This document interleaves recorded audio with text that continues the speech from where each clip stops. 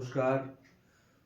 রবি বা সূর্য যাদের সূর্যগ্রহ যাদের খারাপ আছে তাদের কর্তব্য রবিবার করে লোটা অর্থাৎ তামার ঘটিতে গঙ্গা জল অথবা শুদ্ধ জল দিয়ে 11টা লঙ্কার দানা, লাল লঙ্কার দানা, একটু সামান্য রলি, একটা জবা ফুল সম্ভব হলে দিয়ে সূর্যার্ঘ্য দিন। মান সম্মান, প্রভাব প্রতিপত্তি এবং আর্থিক উন্নতি হবে। শত্রু বাধাও আপনার দূর হবে। জলটা কিন্তু আপনার মস্তকের সমান ধরে জলটা এইভাবে ঢালতে হবে, তাতে জলের যে পড়ছে প্রতিফলনটা আপনার শরীরে হয়, শরীরের মধ্যে ইমপ্যাক্ট আসে।